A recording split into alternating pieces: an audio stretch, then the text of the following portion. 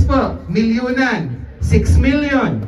Above 6 million to 12 million. Above 12 million ang naipasok natin.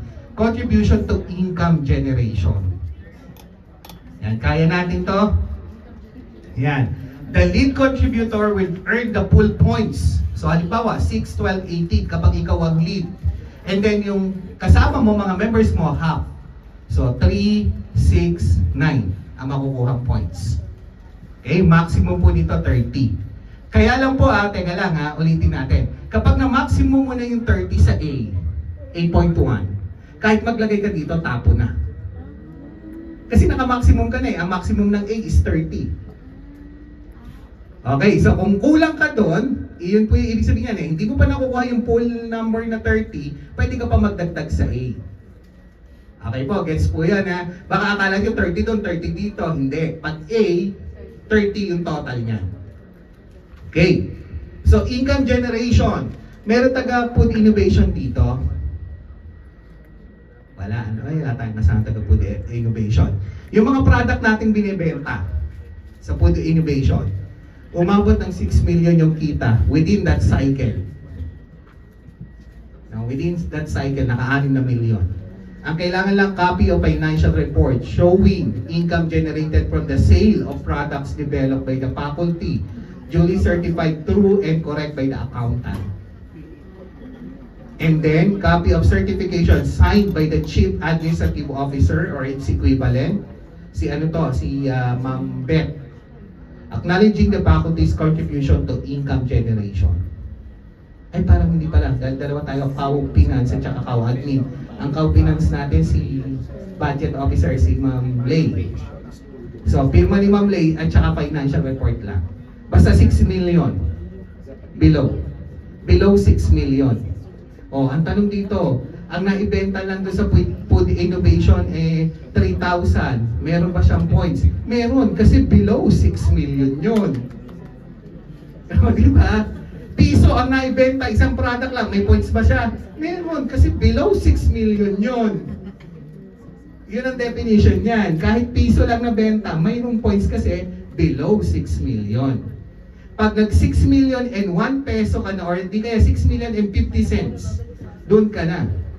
Sa kasunod, pag 12 points ka na. Okay, sa nabenta lang po yan. Letter B, grants. Mayroon tayong project galing kay DOST, SANEDA, DAR.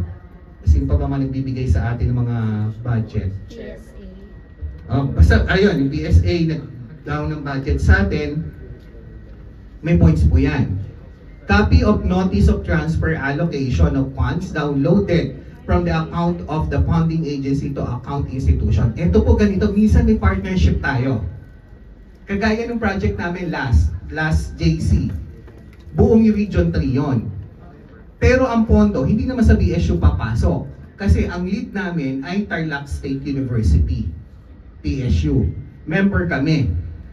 So ngayon, humingi ako sa TSU ng copy of Notice of Transfer Allocation of Funds na napasok na sa account nila. Nagbigay naman ang TSU. And then, copy of certification signed by the Chief Admin Officer or its equivalent kung ano yung contribution namin. Ang nakapirma po dito sa amin nun ay yung CAU Finance ng TSU.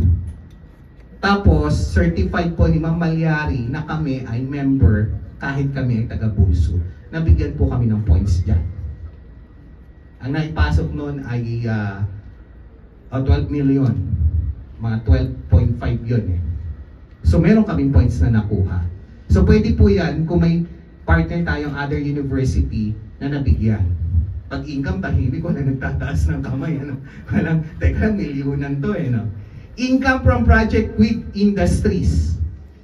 Siguro ito mga taga-CIT, CICT, usually sila yung may mga ganito eh. Copy ng financial report showing income generated from the project. Halimbawa, meron kayong project tapos kumita ang university. Yun. So, same lang yung document. Financial report tsaka yung certification galing kay CAU Finance. May question dito? Sabi ko na pag pera, wala eh. Ayan, kay Ma'am meron. Sir, ito po ba yung kumukuha kami ng ng parang code Kasi di ba? Hindi po, kailangan papasok sa university yung pera. Yes po, kasi di ba nang may nagbebenta po, sabi po ng taga finance na kailangan daw po kami kumuha ng code sa cashier kasi kung magpapasok po kami ng income, Yun po yun. doon po magre-reflect. Yes po, yung nagpapasok ng income, tama po yun. Oh, okay. Sige. Yung may papasok, kay Yes Pulso po, yes mapapasok yung income. So dapat po talaga si Dean ang mag-aano. So, ganun po yung Ganun po yan, ma'am. Meron. Thank Kasi you. re-resipuhan po yun ng cashier na natanggap yung pera. So yung resibo, yun po yung namin, proof na may Hindi may, pa, attachment lang yun, ma'am. Yes Pero po, yes igagawa po. mo ng financial report. Yes po. Opo. Thank you. Yan. Kapag nakapagpasok kayo ng pera kay Bulsu. Yan. Okay? So, yun lang yung A. A1, A2. Punta tayo kay B. Okay, sir. Sir, pahabol po doon sa A2. 2. Nagbigay po ang isang college ng tech transfer. Pero po hindi naman siya IGP, kundi nag-donate po yung stakeholder. Wala po yun. Kailangan income ang pinag-uusapan dito. Kung kailangan may pera papasok. Pera po. Kung pera po yung ipapasok po nila. Meron po yun. Kung pera po yung pumasok, galing doon sa technology. Opo. Opo, meron po yun. Ayun. So ang certification po noon, Sa finance po natin na kung may pumasok. may pumasok. Okay, thank you po. Notice of transfer po yun. Okay, ito yung may pinakamaraming points. 50 points.